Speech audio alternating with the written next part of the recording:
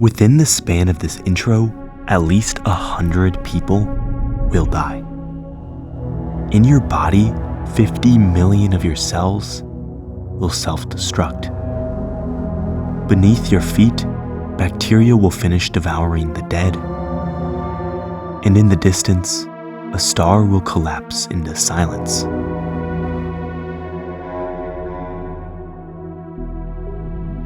Death isn't rare, it's constant. It's happening in our hospitals and highways, in forests and oceans, in places you or I will never see, yet somehow we live as if it won't happen to us. Maybe you know what death looks like, maybe you don't. We can describe it, measure it, even try and delay it, but no matter what we do, it will come eventually. Now, I don't mean to be pessimistic, but all good things eventually must end. Throughout this video, we'll try to answer the question, what does it mean to die? We'll look at this topic through biology, psychology, different cultures, technology, and finally some personal reflection. Because death is the one experience none of us will share together, and the only one we can't escape.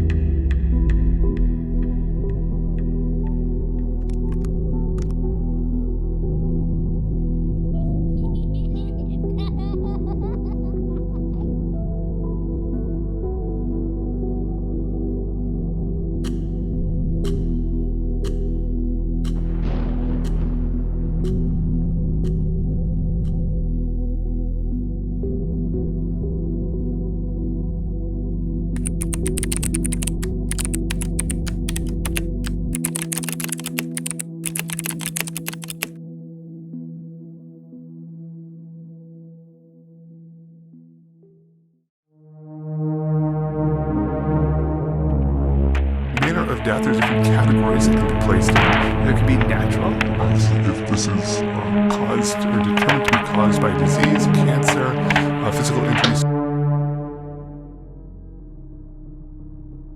Let's rewind and look at that definition again.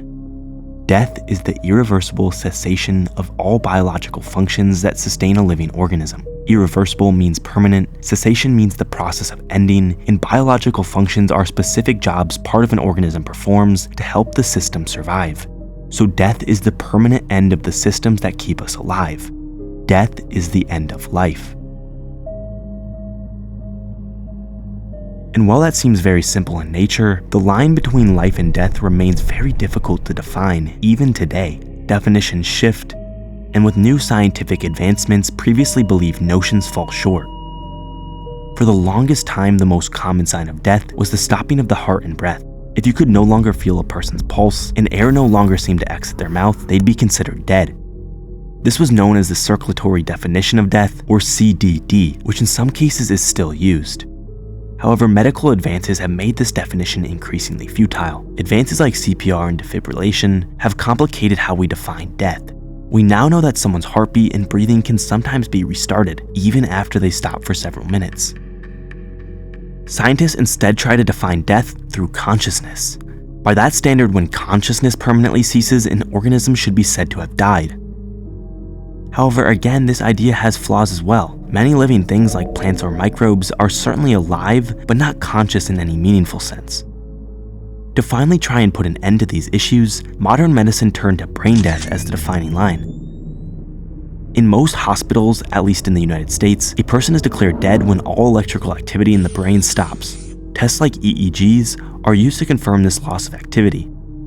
Doctors must also make sure that a condition isn't temporary, such as in deep sleep, comas, extreme cold, or under the influence of certain drugs which can suppress brain function. Since the brain is the center of consciousness and control over the body, its complete shutdown marks the end of life. Most professionals support brain death as the most reliable and consistent standard, since it focuses on the irreversible loss of what makes us distinctly human, our consciousness and identity. It's important to note that these differences don't just matter academically. They determine when doctors stop resuscitation, when organs can be donated, and when a death certificate is signed. Once death has occurred, the body begins a sequence of physical and chemical changes known as post-mortem changes. These changes typically happen in a predictable order and can be used to estimate how long someone has been dead. Immediately after death, the corneas of the eyes turn cloudy. This occurs because the cornea loses its oxygen and nutrients from blood flow, causing its cells to stop functioning and leading to water accumulation. The gathering of water makes the normally clear cornea opaque and milky. Following this, the skin will become pale, blood will begin to pool in the lower parts of the body, and everything will cool to match the room temperature. A few hours later, rigor mortis sets in as chemical changes in muscle fibers cause them to stiffen, locking the body into its final position.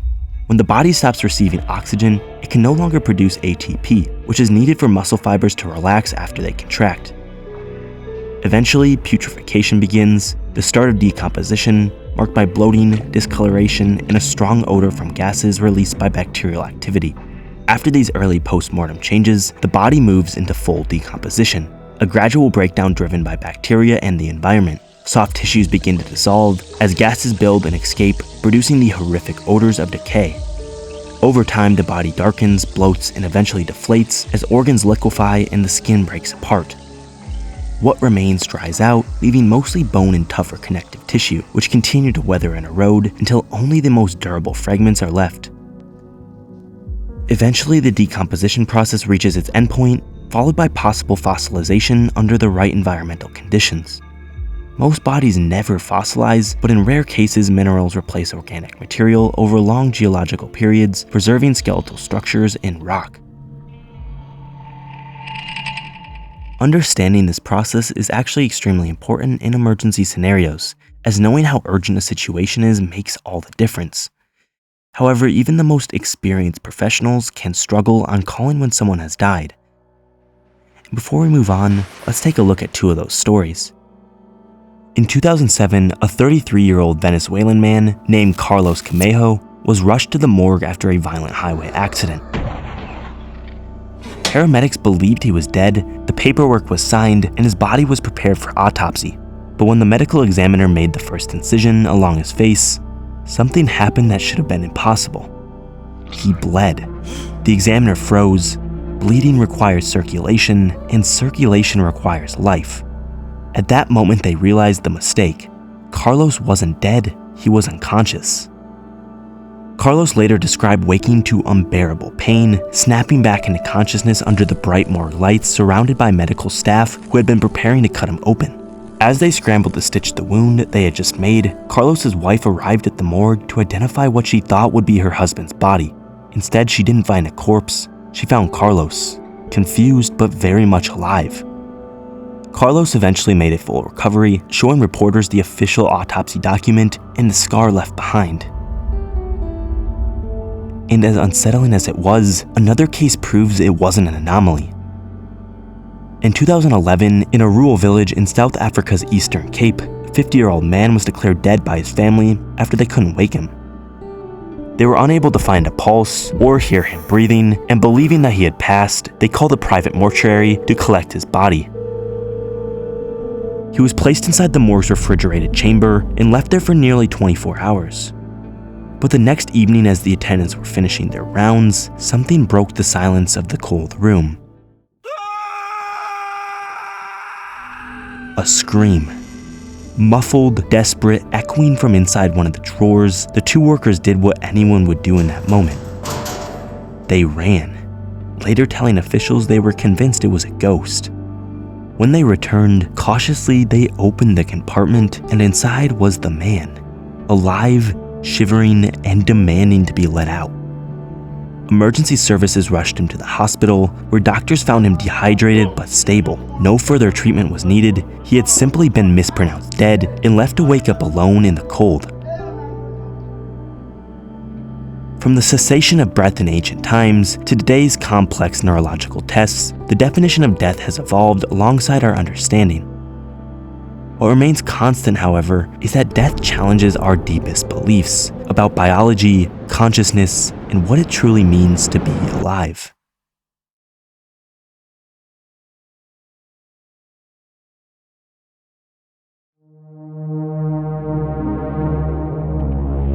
First ever recording of a dying brain that have done out-of-body experiences, hallucinations, memory flashback.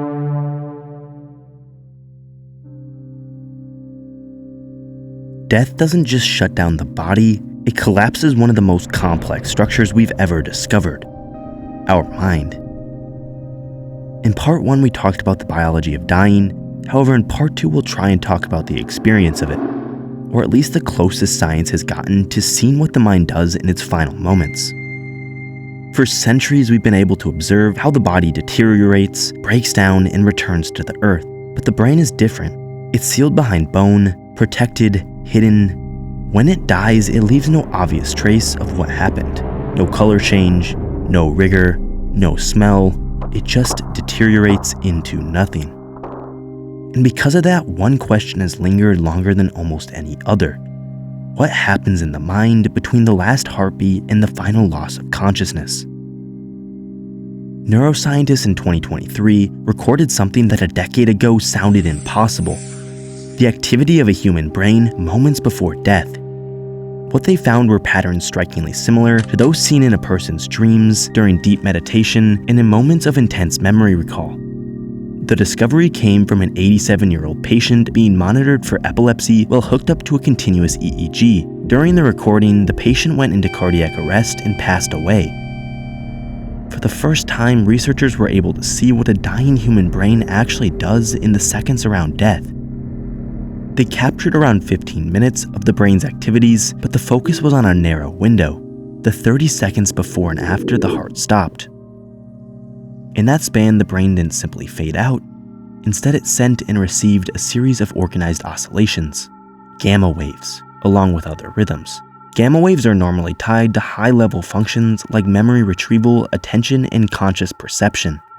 To the scientists, this raised an unsettling possibility. The brain might stage a final surge, replaying significant moments of life in a flash. This idea isn't entirely new. Similar bursts of gamma activity have been seen in rats during the moments after cardiac arrest, suggesting this may be a built-in response.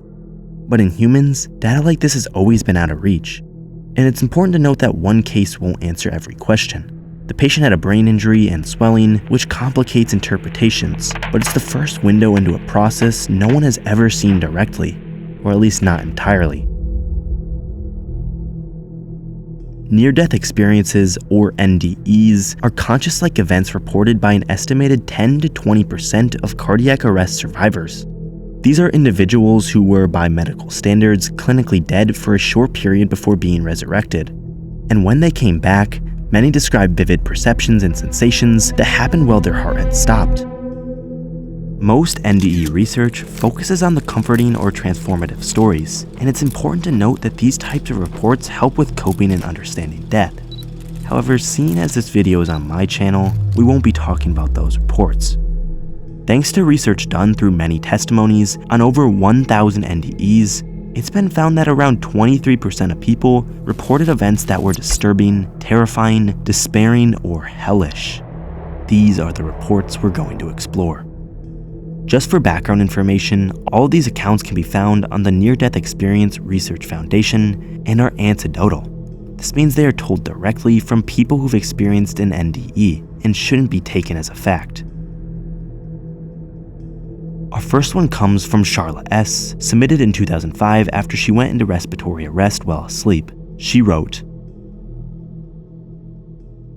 "I was in a very, very black room, blacker than I have ever seen. I do not think I was really conscious of anything for a while, kind of like nothing mattered.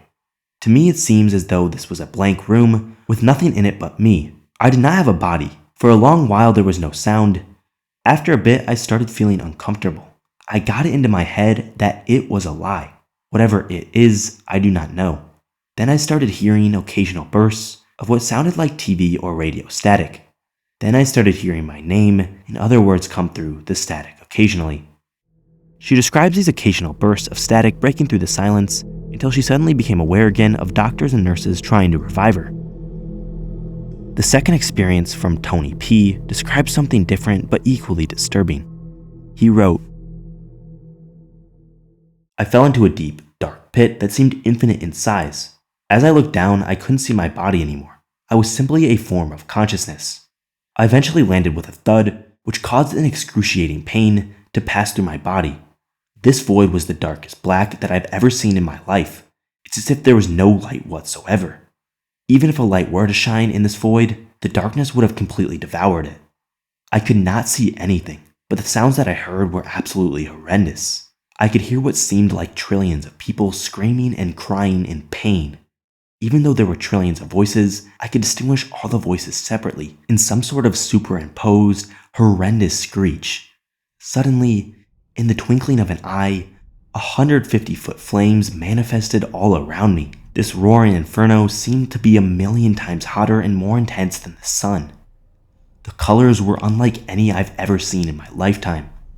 Surprisingly, I did not feel the flames of this hellish pit, but was still horrified as I could hear the many screams of the souls condemned to this seemingly eternal fate. I could see nothing but flames surrounding me. I cried out in horror as the scene switched to a disturbingly hideous and disgusting demon who towered over me. I got the impression that this being was made out of pure hate.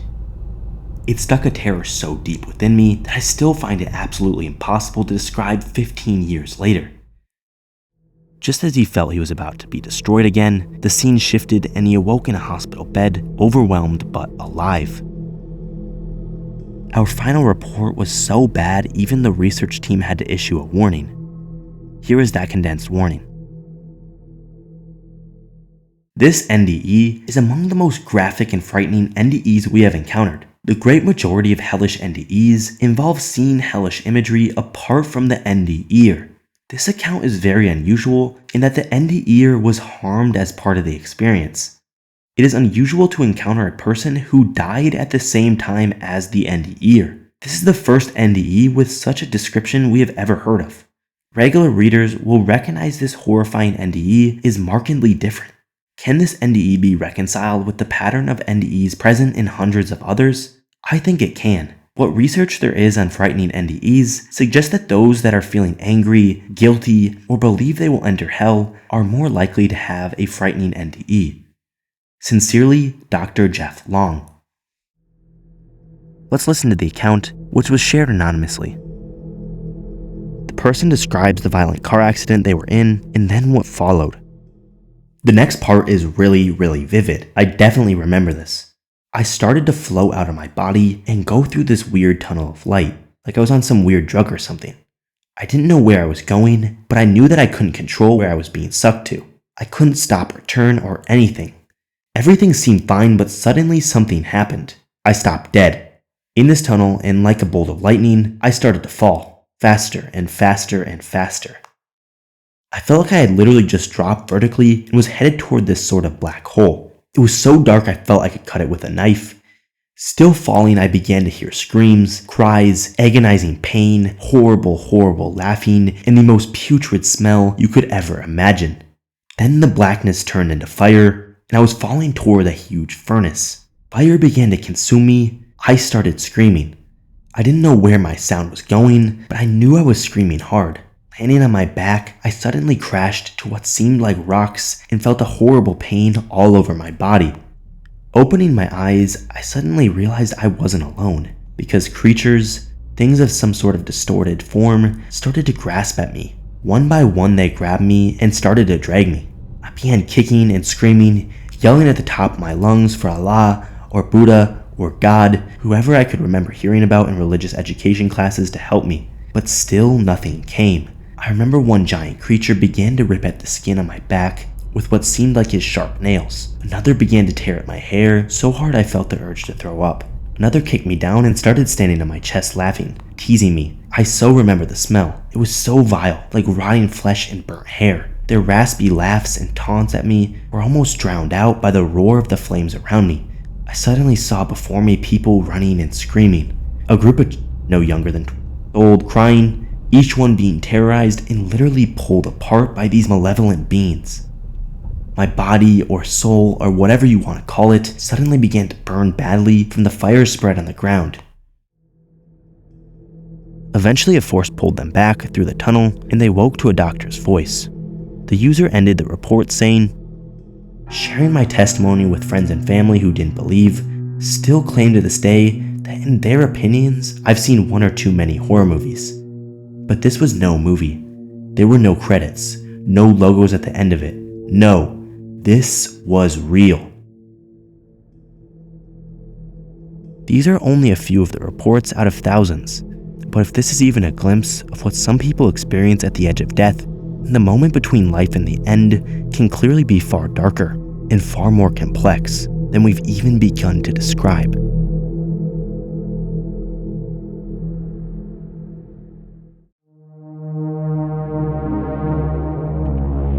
The ghost that you're not supposed to talk about, cheating. Able to bring about universal harmony during his Toraja tribe of Indonesia who celebrates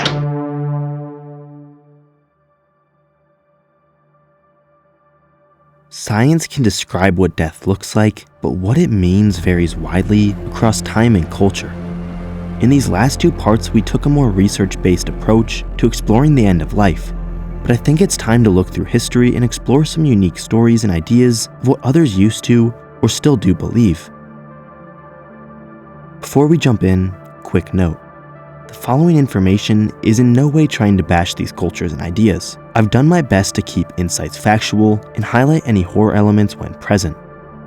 I'm open to criticism, and if I do offend anyone, I extend my apologies.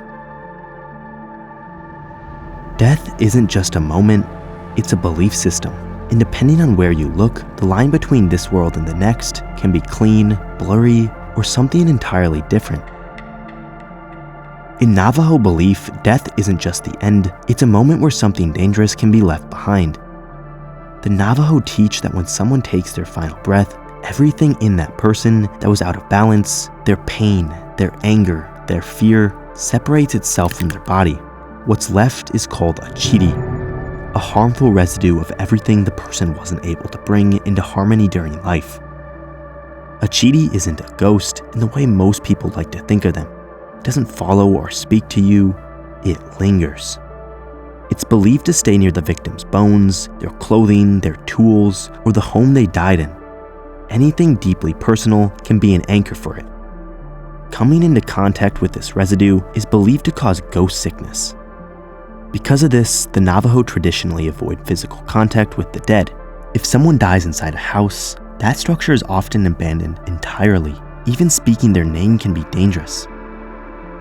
At the heart of this belief is a focus on balance. Life is meant to be lived in harmony, and when someone dies, anything that was out of harmony becomes something that can harm those still alive. Ceremonies are used to restore balance if someone is exposed, but the safest approach is simple. Avoid the places, objects, and shadows where a chidi might still linger. Now let's take a step back from modern day and take a look at Greek mythology. In ancient Greece, violent death was extremely common. The Greeks believed that when someone died in battle, whether in an accident or from a brutal illness, an entity came for them, something drawn to violence. These beings were called the Gyres, female spirits of cruel and bloody death. They wouldn't physically kill someone, but it was thought that they were always there when it happened, waiting terrifyingly at the edge of a battlefield. If someone's death was violent enough, chaotic enough, they supposedly descended on the fallen, tearing the soul from their body and feasting on the blood left behind. Ancient poets describe them not as a group, but as a vast, indistinguishable swarm, crowding over corpses, fighting each other like vultures. They were certainly never seen as merciful spirits. Some were said to embody plague and disease, stalking places already weakened by sickness.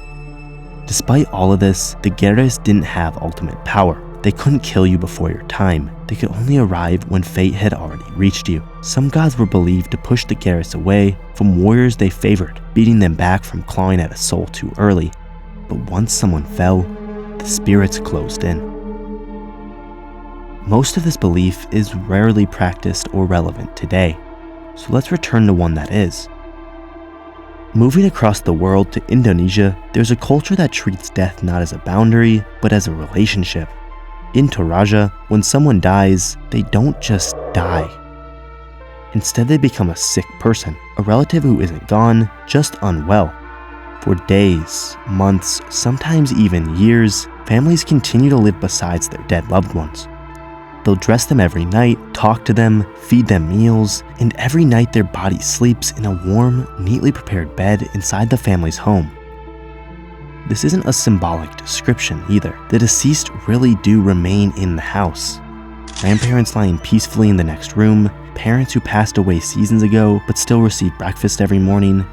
The Turajans don't see this as disgusting, they see it as respectful, a way to slowly guide someone toward the afterlife rather than abandoning them to ashes or the elements. Once a family can afford it, and this can take years, a massive days-long funeral with hundreds of guests, ritual sacrifices, and an elaborate send-off marks the final end of the person's life. But even this burial isn't the final separation for most. Every few years, families will come back and open the tombs, gently clean the bodies, dress them in fresh clothes, and bring them back into sunlight in a ritual called the Care of Ancestors. Some of the bodies may have been dead for decades, some still have recognizable faces. Some of these bodies will wear the jewelry or watches placed with them at burial, gifts meant for the afterlife. Others are buried in their finest suits, wedding dresses, or favorite outfits chosen for a journey that everyone must one day take. At the heart of the Turajan tradition is a chilling, beautiful idea. Death is not sudden, and it is not absolute. It is a familial relationship that lingers, one that asks for care, one that keeps the dead close long after their final breath. And in Toraja, no matter how much time has passed, you never truly face death alone. Across these three cultures, death has become three very different things: a residue of imbalance, a swarm drawn to violence, a relationship that never comes to an end. And while none of these views are scientific in the modern sense, they each answered the same question: what happens at the moment a life stops? Despite differences, what's important is that all of them, every single one, shows that death isn't just a biological or psychological event. It's a story, a belief.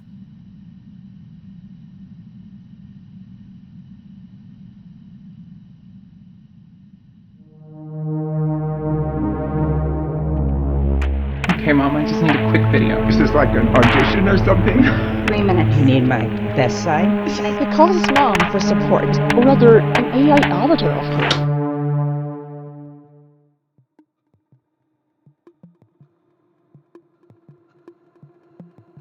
For almost all of human history, technology meant nothing by the time you passed. But since the creation of the internet, social media, and rapidly evolving AIs, things have begun to change. Let's first start with talking about AI and its recent ability to reincarnate those from the dead. The idea that fragments we leave behind could be used to reconstruct us is at the center of a new artificial intelligence app called Two-Way, and its entire purpose is to let people speak with digital versions of the dead. However, this claim has come with some severe criticism. The main backlash started from a promotional video that quickly hit over 22 million views. It showed a pregnant woman revealing her baby bump to an AI recreation of her dead mother. Throughout the ad, this digital grandmother appears during the child's entire life, reading bedtime stories, chatting after school, and even talking to him once he becomes an adult. At the very end, we see the real mother recording a short video to train her avatar. A caption fades in, saying, quote, "With Two-Way, 3 minutes can last forever." And that final claim is the thing that is truly horrifying. The idea that a 3-minute video is enough to recreate a human being. Two-Way says its system requires consent and that after someone passes away, their family manages the avatar. But experts immediately pointed out the obvious. How can a 3-minute video recreate a personality? How does it capture speech patterns, beliefs, memories? Two-Way hasn't provided any technical explanation. Online people were not subtle. Comments included things like, "This is an entire business model built on exploiting the grieving," and "This isn't your loved one, it's a soulless LLM wearing their skin." Experts agree there is real danger in this type of program. Researchers at the University of Cambridge have been warning about this exact scenario. They say these types of tools could be psychologically damaging, and they highlighted 3 major risks. The first one is commercial manipulation. Imagine an AI version of your dead father subtly advertising products he supposedly loved. 2 is emotional harm to children. Imagine an AI parent telling a child that they're still here. That can seriously distort their understanding of death. And finally, 3 is digital stalking. Some of these avatars are able to connect with you constantly, sending you reminders, suggestions, essentially haunting you.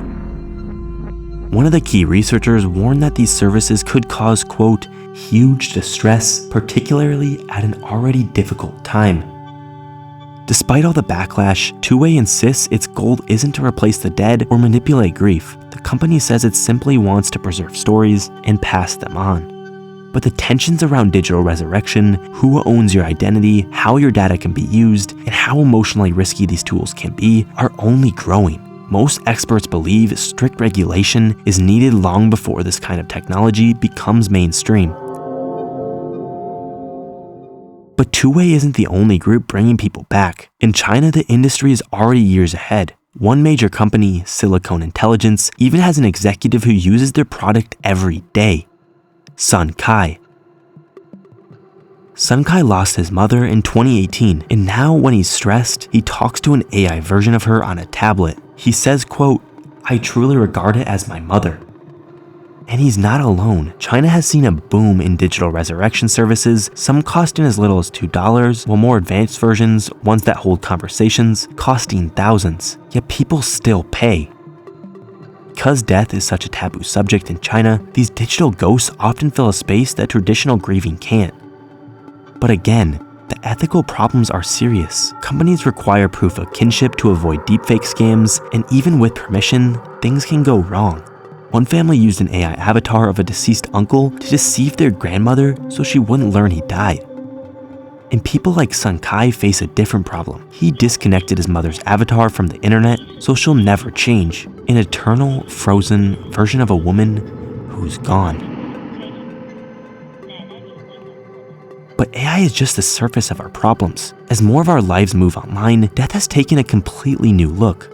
People don't just leave behind physical belongings anymore, they leave behind social media profiles, email accounts, cloud storage, and years of personal data.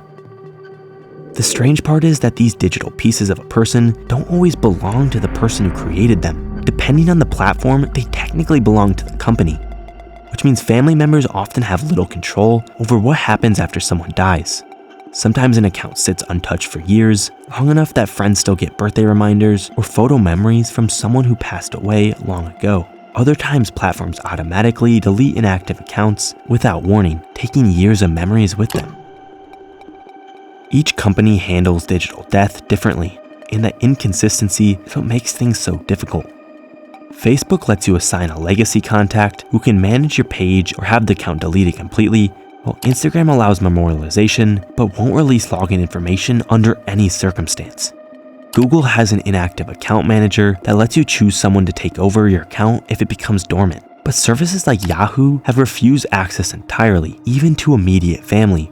Some platforms like Dropbox and Microsoft wipe accounts after a long period of inactivity, and others require a court order just to consider giving anyone access.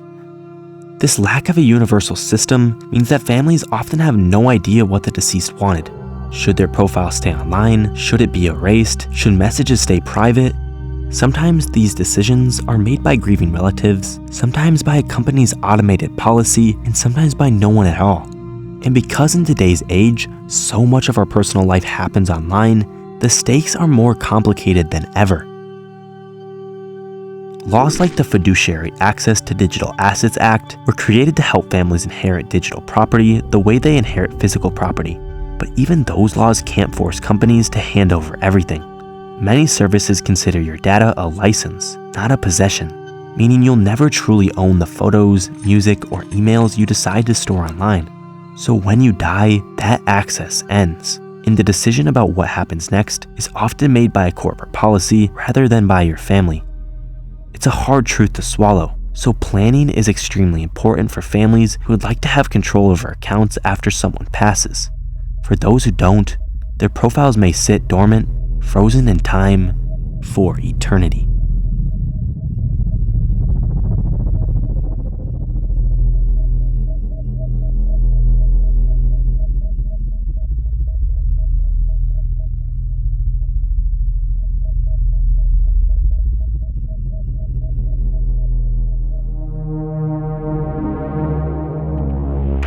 you're often rushing, right? You rush through dinner with your spouse. What are you rushing towards? They would say you're rushing towards death. You're rushing away from the people you love.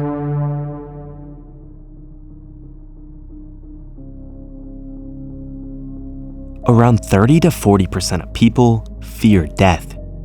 You may be one of them, and that's okay. It's important to understand that acceptance isn't the dramatic part of death. It isn't technological, supernatural, or philosophical. It's quiet. It's human. And unfortunately, it's something everyone eventually has to wrestle with. The strange thing is, death is the only guaranteed part of being alive. Yet most of us spend our entire lives trying not to think about it. We distract ourselves. We push it away. We pretend it's too distant to matter. But the moment you stop running from it, something shifts. Recognizing that your time is finite forces you to ask harder questions. What impact are you making? What do you want your life to add up to? And if you disappeared tomorrow, what would you leave behind? Actually sitting down and talking about death instead of avoiding it can change the way people understand their own lives.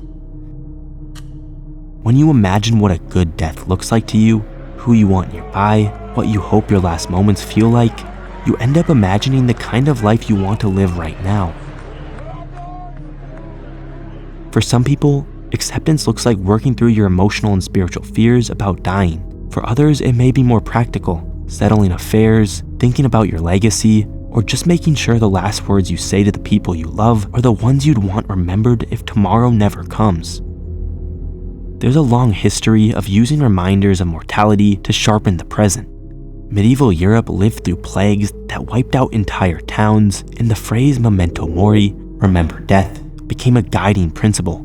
The idea wasn't meant to be morbid, it was to live well. What makes acceptance so much harder today is that most of us don't even encounter death directly anymore. A century ago, people died at home, families cared for relatives as they declined, and death was something you witnessed up close. Now it happens behind hospital doors, handled by professionals, almost always hidden from everyday life. That distancing creates fear, and sometimes the only way to soften that fear is to step closer. Take some time to volunteer at a hospice, talk openly with relatives, or just acknowledge that this is something we all share. Whether you believe in an afterlife or not, almost everyone at some level senses that a life can't be reduced to a beginning and an end. The most functional version of acceptance isn't passive. It doesn't mean giving up or resigning yourself. It means using the reality of death to choose better, to love harder, and to pay attention to the moments you'd otherwise rush through. When you sit down and decide that death is real, your fear will stop being the thing that controls you. Because once you understand that your time is limited, the only question you have is how you want to spend what's left of it.